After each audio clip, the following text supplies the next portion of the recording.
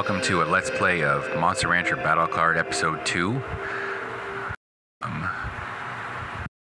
Fantastic game for PlayStation 1. That is a guide-in or side story of the Monster Rancher series.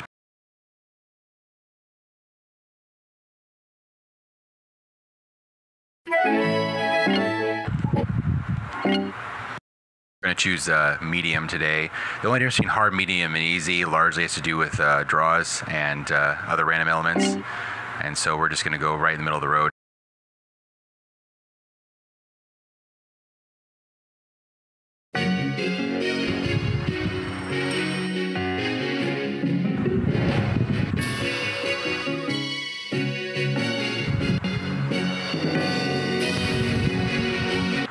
So in short, as you can read, this game pretty much is outlining a TCG version of the Monster Rancher game, kind of like how there's a Pokemon card game. Fimbo and IMA are the kind of organizations behind the first two Monster Rancher games. Fimbo was in the first game and IMA was in the second.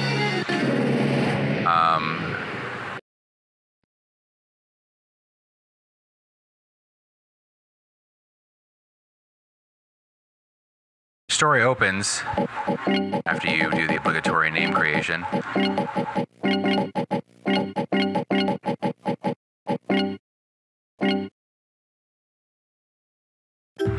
At a birthday party. This gentleman is Master Pabs. He was a main character in the second Monster Rancher game.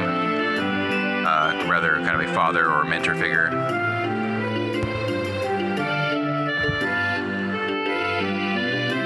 Basically, you're creating a birthday party for your trainer helper, Colt.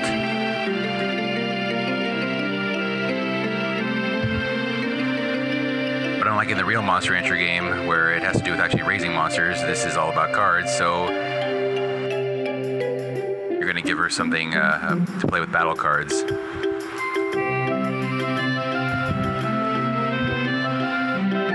So this is not really a choice. If you say no, he proceeds to rattle on at you. So we're going to just say yes and say, yeah, sure, we'll give our dad's prized heirloom to this friend of ours.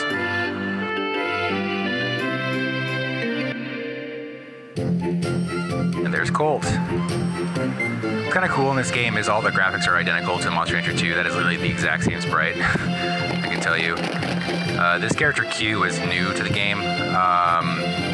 Blonde on the top. She is, oh look, flowers.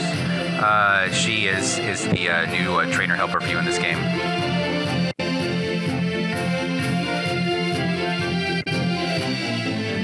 Yuri or Q. The card breeder. So she doesn't breed real monsters. She, I don't know, breeds cards.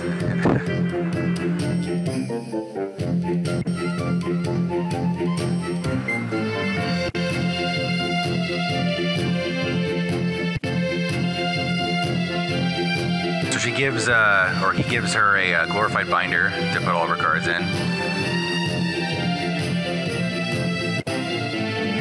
And right there, she kind of breaks the fourth wall and does the very thing that most binders, especially binders that have pre-select slots, will do, which is it's much more about collecting all the slots than about actually storing the cards you have.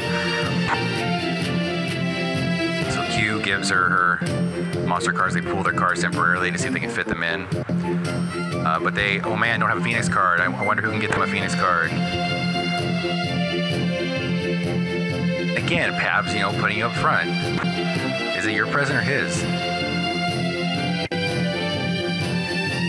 Okay, again, if you say no, Pabs gets mad. So we're just going to say yes, keep moving.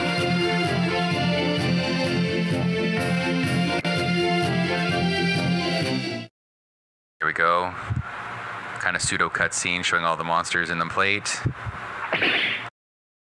And I love that face. It's so good. Oh man, bright light. What is going on? Oh no.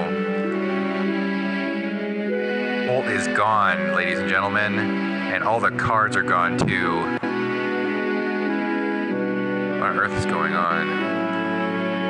And, oh man, classic anime reveal.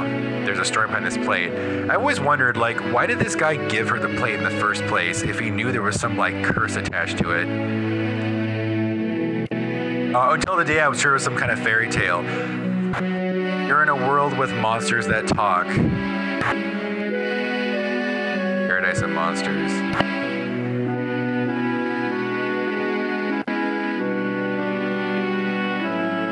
So again, this is a bunch of background story, pretty much establishing the quest, if you will. He's saying that you guys need to collect the monster cards and put it in the plate to do the thing that just happened to Cold.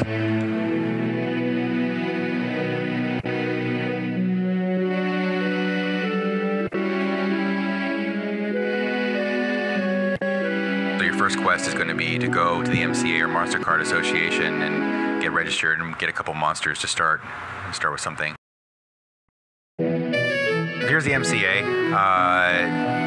Ben Alette is the receptionist who basically is a talking head while you're navigating menus. Works conveniently, they're giving out free cards. So what I'm going to do is take a really awkward personality test that was not translated very well, and it's supposed to give me monsters that are going to reflect my personality. Since this is a Let's Play and not a speed run, I have kind of forced my past responses out of mind, and we're going to do this completely blind. So let's go. On the bus, I'd gladly give my seat to those in need. Well, for the sake of argument, I'll say yes. In school and sports, I'm better at school, yeah. We're talking about my successes rather than my failures. Well, yeah, doesn't everybody? I'd rather like to have raspberry glasses. Yeah, no. I'm a good listener. Yeah. Tend to waste my money. No. Myself to be a normal person. No, duh. My room neat and clean. As an adult, yes. Special skills to be proud of, sure.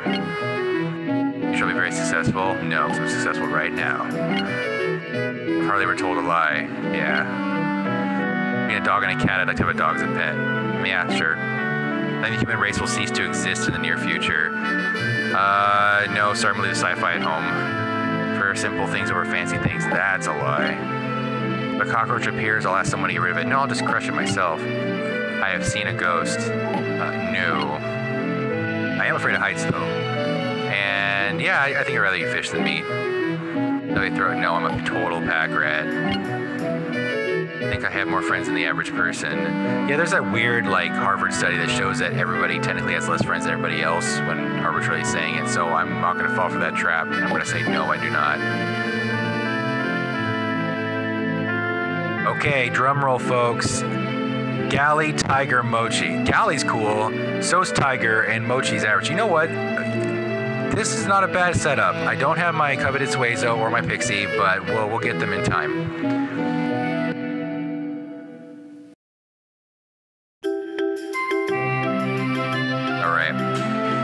Back at the house, Pabs is going to be a typical codger and be patronizing as F. Okay. So it looks like Q also was able to kind of coattail and get her own set of cards. Pab has to remind her that even though she's the actual card reader in this case, it is my job to be the lead on this.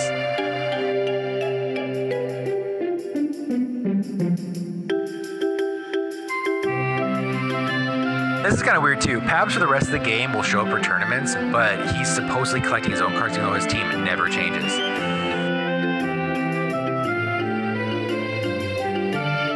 Expedited stories.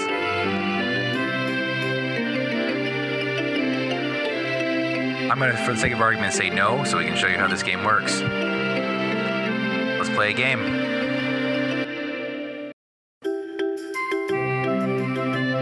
Alright, so here's the menu. On the left, you see a date box, 1 of 2. The month is April, it's year 1000. That number 1000 is rather daunting. It shouldn't be, because the fact is, if you get past year 4 or 5, then you're basically just screwing around. Every time I played through this game, I've gotten it done by year 4, and hopefully we'll be on track to do that here. The reason why it's 1 of 2 is that each month is separated into 2 weeks, if you will, or first half, second half. In the first half, you usually tend to do event battles with other trainers and the like, and then the second week is usually a tournament week where you'll go in and play in a tournament at the MCA. So for now, we're going to just go straight into the battle, and when we come to this menu again, I'll explain more of the aspects. are starting. Oh, wait. No. We're going to back out for a second. I'm not going to leave that name. Starting team is not a cool name.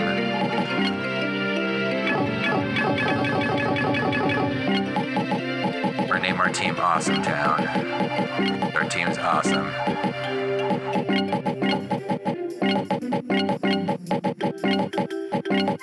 Alright. So Team Awesome Town. Gonna go X and O. That's my prediction for this speed run. Watch in about 10 or 12 videos. I'm gonna sit there and learn to regret those words. But for now, Awesome Town has not lost a game, and we're gonna keep it that way. So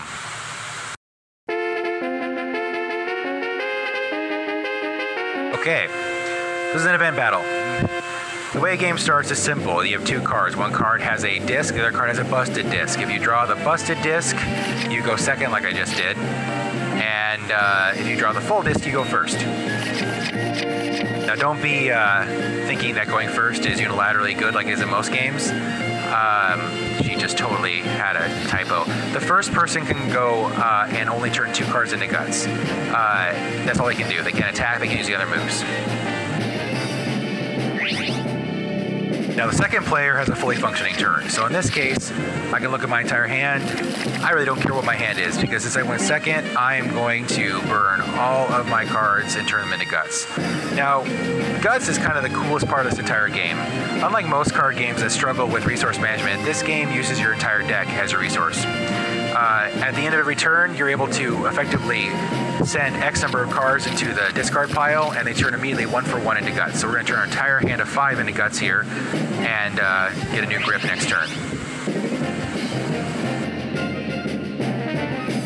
So what's cool about this game is this game's a draw 5 game, meaning that you have 5 cards in your hand, and every turn you'll draw back up to 5 regardless. Unless you run out of cards, in that case you just lose. So she's going to use a move, Headbutt. Now I have no cards in hand, so I can't do anything, so that headbutt's just gonna beat me in the face. Headbutt for 3 damage to my galley.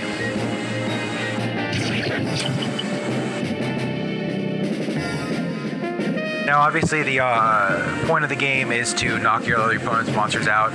Also the second way you can win is if you deck the other person. You see the deck totals there. She has 43 cards and I have 45 cards currently. In most games you will go, unless you specifically craft your deck for decking the other opponent, you will go into a KO situation.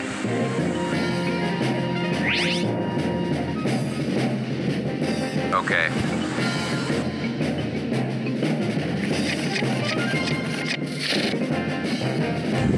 Alright, so this is my attack step. Now, I didn't explain this before, but I'll explain kind of the way the cards work. If you look at the cards, they're like they are cards in a real game. For example, this card, Roar, it costs 3 guts. The guts cost always in the left-hand corner. The red box has the SPE in it is the kind of card it is. In this case, it's a special move. And since it does no damage, the little trapezoid below it is it has nothing in it. For moves that do damage, like this Pedal Wind, you see that the number 2 is there. It does 2 damage to the targets. Any information is in that box to the left. This one does damage to all the opponent's monsters, for example. There are 2 kinds of attacks. There's power attacks and there's int attacks. Power attacks usually cost less per guts per damage, but they're easier to avoid and dodge. And int attacks are less efficient in terms of damage dealt, but they're way harder to avoid. So I have 5 guts right now, so I have a lot of options. So what I'm going to do is I'm going to actually, I'm going to be kind of tech here. I'm going to sit down and I'm going to roar. What Roar does is it makes it to where they pretty much don't get a turn. I time walk them. So I'm going to roar here. All their monsters are going to be frozen next turn. They can't do any attacks. And what I'm going to do after that is I'm going to make some more. Guts.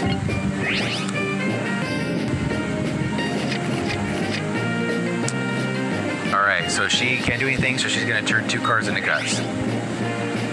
My turn.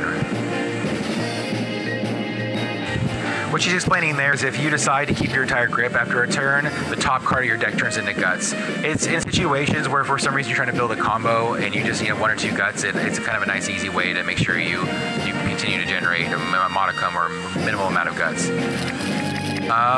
Okay, so I didn't draw a whole lot. I'm actually going to just do Pedal Wind. Like I said before, this is an attack that attacks all of her monsters for 2 damage apiece.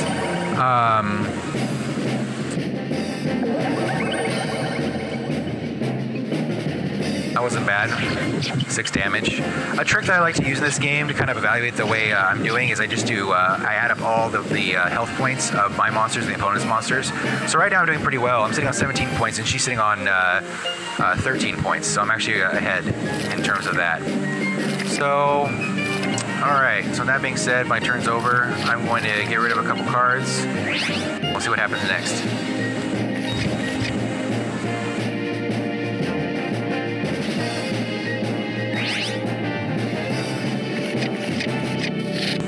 Alright, what am I going to do next here? Okay. She has 3 cards in hand, 6 guts. All of her monsters have really, really inexpensive dodge moves. So I'm going to sit here and I'm going to try to go for it. I'm going to try to kill her Mochi. He's probably going to roll away, but let's see what happens.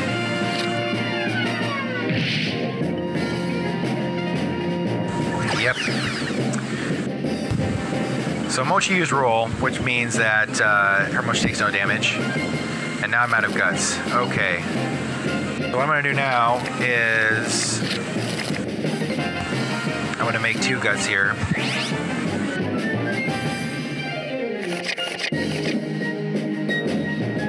Slap.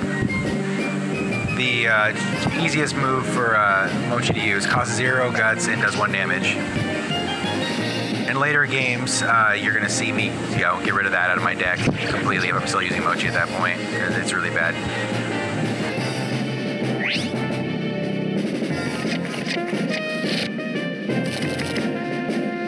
Okay, so I'm going to do a combo here. One of Tiger's cool abilities, every monster has kind of cool eccentricities attached to it, and Tiger's one is that he has a move that's a combo that is right claw, left claw, and horn. If you have right claw or left claw or horn by themselves, they do 1 damage. If you have 2 of them, they do 3 damage. You have all 3 at the same time, they do 7 damage. So in this situation, I'm going to use right claw, left claw, and I'm going to hit Mochi again for 3 damage. Cross Punch is the name of that move. Now, the reason I attacked that Mochi specifically was because the likelihood of her having the evasion card of the exact same kind was low, and I was right in this case. He took the damage.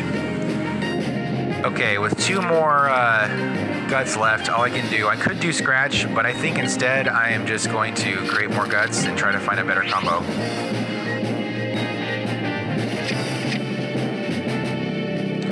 Critical. All right, this is Q's signature thing.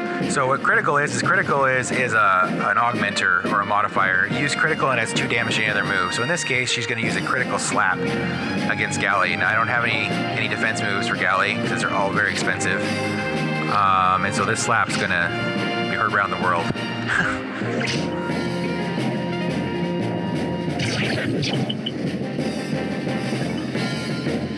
All right.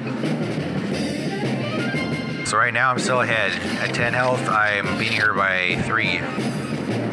Okay, so 4 and 5. What are we gonna do? All right, we're gonna try to hit. Oh man, I'm gonna try to hit hair with thunder. 4 damage. It will kill that hair if it lands, but hopefully it doesn't have to work. Because if it does, I miss. Oh, hair takes it.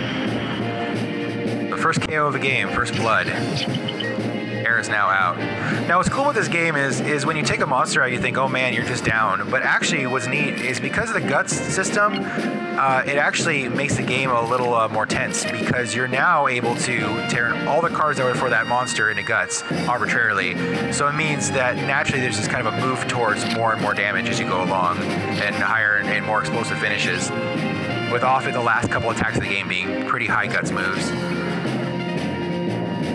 Okay, he's gonna charge my Tiger. Luckily I have back roll, which dodges everything. So I'm gonna dodge that. Tiger's gonna charge for 4. I'm gonna back roll.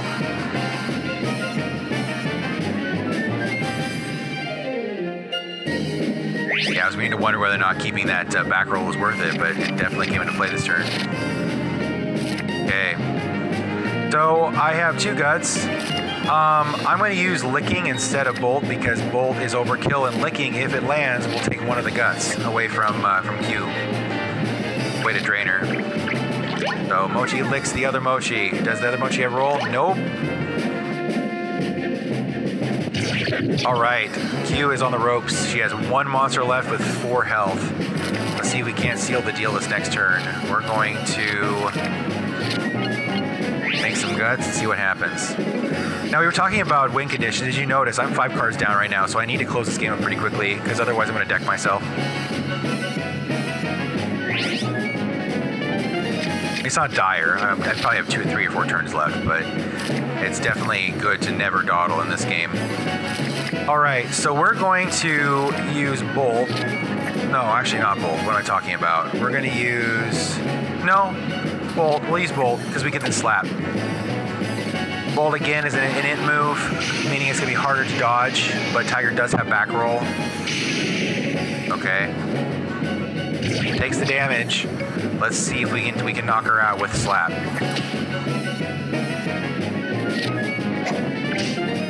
All right. Yeah. And Tiger goes down, and I win against Q's Teach Me deck. Lost perfectly, whatever that means.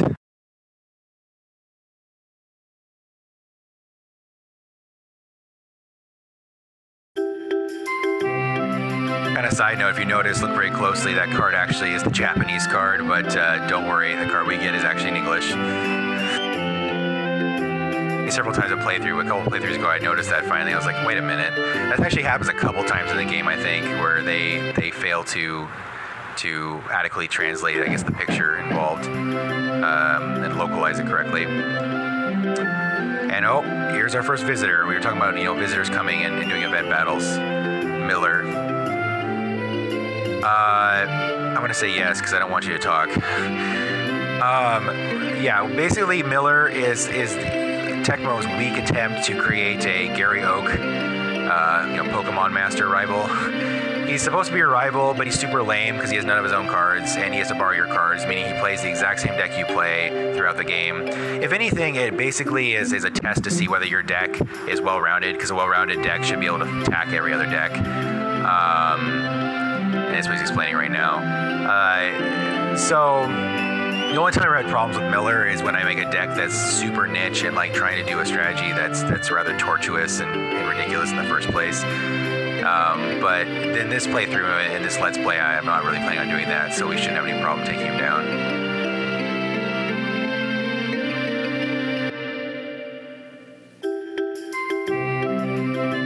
Alright, so now we're back at this menu again. So we're going to take a look at cards for a second since we got that new critical card from Q. So the first thing you can look at is teams. Basically, as you get more monsters, you can create other teams. What tends to end up happening, and from my experience at least, is that you end up having a team that just dominates, and you make other teams just for fun, but in the end, you settle on a team that you like, and you tend to stick with it. So here we are on the team screen. Basically, a monster deck is created with 3 monsters. In this case, you have Galley, Tiger, and Mochi, and then a series of 50 cards that are divided between the monsters and 2 other categories, any monster and breeder. Now, each of the cards under the headings have to basically be part of that heading, obviously. In this case, all the Galley cards have to work for Galley, and they only work for Galley. And this game makes it really, really cool because every single monster has its own color. Galley's color is kind of a gold. Tiger's is a blue, for example, and Mochi's a pink. Any monster cards are cards that can be used by, again, any monster, as is self-explanatory, but they still usually take the monster's turn. And breeder cards are cards that do not use a monster's turn, and they include things like Mango, which will heal a monster a life point, or Help, which does a damage. It's a terrible card, and I will probably get rid of it like literally right now for critical. And then also cards that are like stadiums in Pokemon or enchantments in Magic, where they affect the entire game in a meaningful way. First critical. Actually, guess I'm wrong. Critical is in the any monster box because you can use any monster. So we're going to add a critical in. Again, you have to keep your deck 50. You cannot have it less than 50 or more than 50. It must be 50 cards. So we're going to add that critical. We're going to take out that help. And then we're going to go to end here and be done with that. The other options under this heading, just for completion's sake, are recipes, which recipes are if you lose a fight against another trainer, you can get a copy of their deck to kind of dissect it and figure out how to beat it. And then your cards just looks at all your cards if you want to just kind of read them through in a catalog form. Besides that, options is just how to save your game and sound and all that song and dance. So back to the game. We're going to fight against Miller, who has the exact same team that we do. Except his team is lame and is called Miller's. Awesome Count apparently is too cool for him. Alright, so here we are again. We're going to choose a card, left, right, left. I don't know, we'll choose the right card this time. Oh, we go second again. Against Miller's, which is my team. So let's see what happens.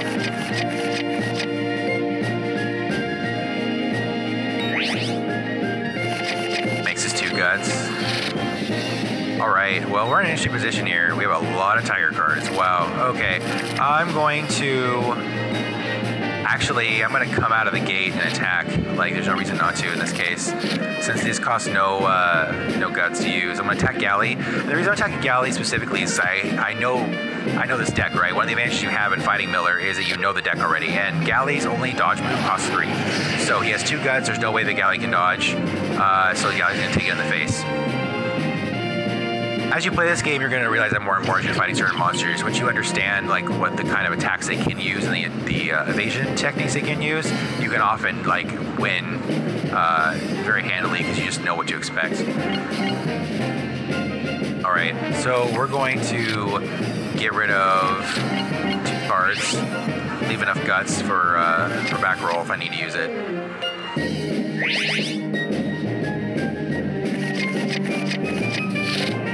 Okay, so turn 2. Scratch, Thunder. Yeah, we got a lot of kind of mediocre moves. Okay, we're gonna do this. I'm gonna get rid of all of that. And we'll see if we can't get some more. Okay, so here's an all attack Flame Wall. 4 for 2 damage to everything. If you remember, Mochi's pedal dance actually is just flat out better. And that's actually pretty consistent across this game. Is you'll see moves that are rather ubiquitous to certain monsters, and other monsters will have moves like it, but they will just categorically be worse. But from my experience, they balance out in the end. So while Galley may have a crappier move at this guts level than, let's say, Mochi, some of Galley's other moves are really strong.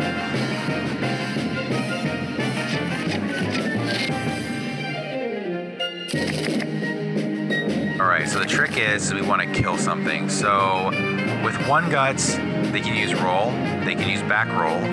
So I probably want to be focusing on Galley again, even though it's going to end up being inefficient for me. No, actually not. Not if I use Thunder. I'm going to use Thunder here.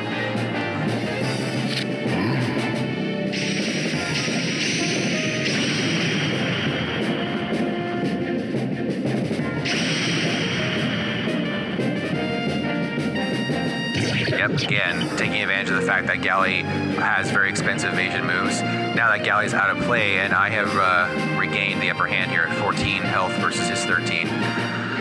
Alright, with 2 more guts left, I'm actually going to try to take a pot shot at Tiger, either baiting out a back roll or perhaps doing 30 damage.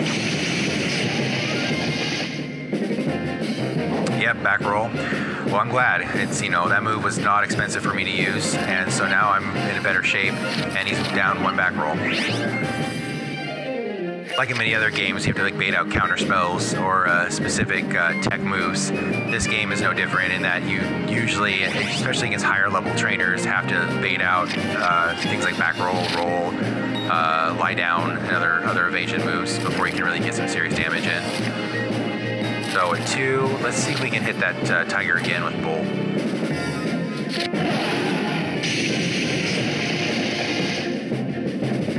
Alright, he takes it. See, because the way Guts works in this game, like the likelihood of an individual carrying double dodge moves, especially until they're down to like one monster left, is just super low, and so you can usually take advantage of that fact. All right, I'm going to get rid of these because then both my Mochi and my Tiger have an evasion move in hand.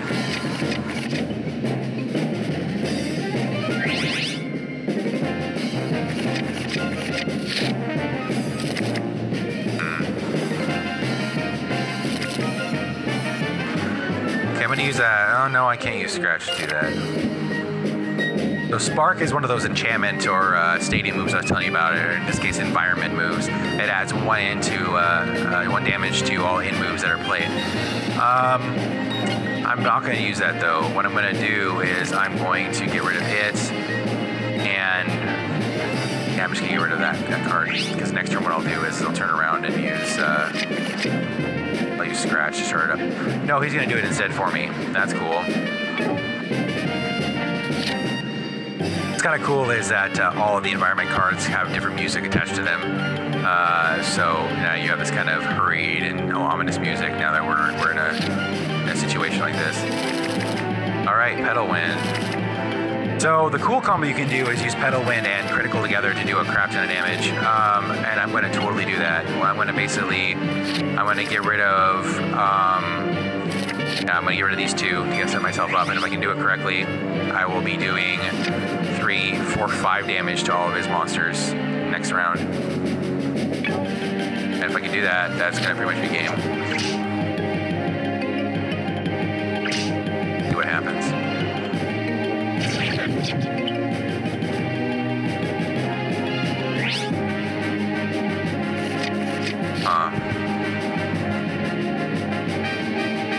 All right, no guts, no glory. Let's do it. Comboing Critical with Pedal Wind to do a lot of damage. Let's see if anything happens. All right, Mochi starts spreading the Sakura blossoms. What happens? Okay, Mochi rolls out of the way. And does Tiger backflip? Nope, Tiger takes it in the face. All right, 5 damage. Tiger is now dead. Okay, that was not a bad move. So now we're sitting on 13 health to his single monster's 7 health. I'm gonna bank and see if I can't get the super combo next turn. The likelihood is super low, but if I can do it, then that's great. Yeah, I will roll. How convenient. Now, I wanted to use roll on this, not because of the 2 damage, but simply because the 1 guts loss. Like, that really can set you back. And what's crazy is other monsters, like Suezo specifically, that has like every single move takes guts. And if you use it correctly, you can just shut down an opposing card reader so fast. Not even funny, it's kind of pitiful. All right, 2 right claws. A combo does not make. I have no other guts to use though, so I guess I'm gonna have to use a right claw by itself, and then bank on next turn. Another combo coming up.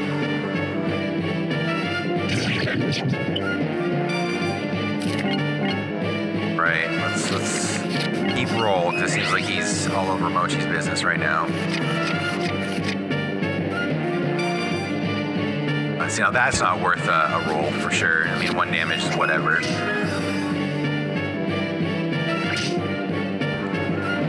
But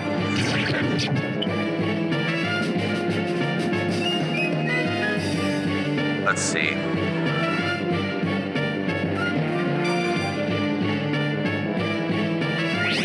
All right, we're getting down to the wire here. Let's see what happens. Okay, so we have Roar, Lightning. In this case, Lightning will flat out kill. All right, let's do this. Let's make the necessary guts for Lightning next turn, and also keep the guts in reserve for roll. He decides to attack Mochi. Oh, of course he goes for Galley now.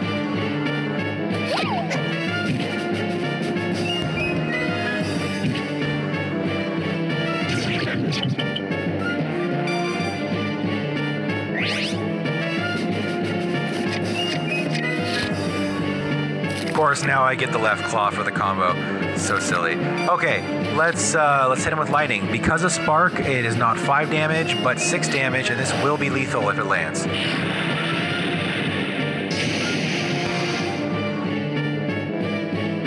No, and of course he rolls. Wow. Okay.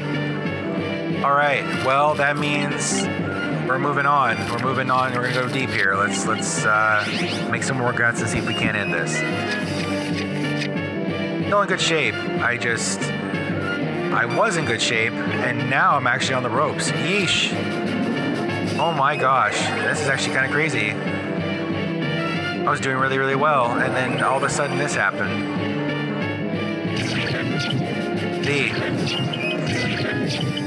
Okay, all right. Can we pull it out? Can we pull it out? That's the real question here.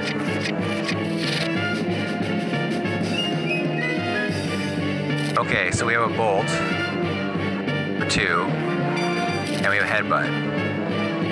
So we basically have to headbutt and then bolt and hope everything hits. So we're gonna try it.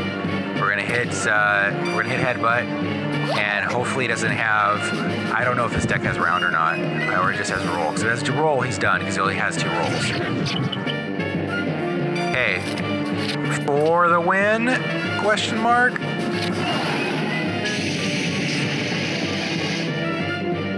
Oh, thank God. Okay, yep, we got it. We got it. So seemingly in the pocket fight, got down to the last 2 health points, but Miller's team is down for the count. I love this line though. See, if I drew this earlier, man, it's like almost like they interviewed Magic players for that line, because that's such a classic thing you'll hear. Oh yeah, of course. And also now he's going to plan B. It's not his fault for being crappy. It's my fault for knowing that, and setting up the team for him to lose. And of course, Q points out the obvious.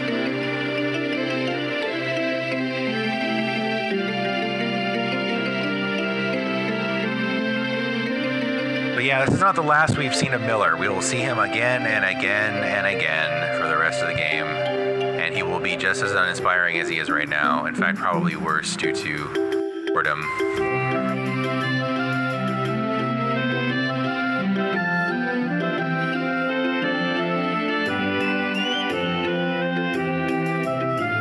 Here's another kind of Deus Ex moment. Q apparently is part of like a mail-in club or something that gave her thousands of these ultra rare critical cards. So every time you end up running into somebody, they're like, "You have a critical card?" And if you lose, like, she has infinite of them. You can keep on giving them away forever. Not that we're going to lose, ladies and gentlemen. We are going to go for, like I said, an X&O record with our team, Awesome Town. Stay tuned for that. But now the die is cast. Effectively, we're going to go around with our critical cards, bait people into our trap, and then take them for all they're worth. There we go. Here's some cards we won from Miller. He didn't have, as he said, a monster card to give us, so instead he gave us a bunch of skill cards. Here's some moves we haven't seen yet. Stab is again kind of a bad move. 3 guts for 4 damage is not good. But sometimes you need to fill a slot in a deck, and you can fill that slot. Then cut, we already have one of those. Charge is for Pixie, which we will get her. She's super good. And as soon as I pick her up, I'll probably replace Galley. Or maybe Galley, maybe I might replace Tiger. I'm not sure yet. Shotgun, another Pixie move. Headbutt, hair move. Thrust, Mochi. Good Luck is a special card. That is really, I don't like it very much. Sponge is for Gel, Charge is for Monol, Tentacles is for Monol, Meows for Mew, Plant, Duran, Zilla,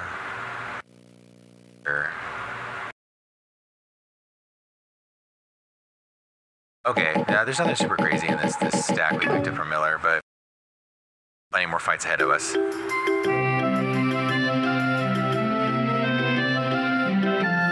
Alright, so the next video we'll talk about what she's saying, because I'm going to have to cut it off here. But basically, she's talking about the way that you move around the map, and we will definitely go into detail on that in this next video.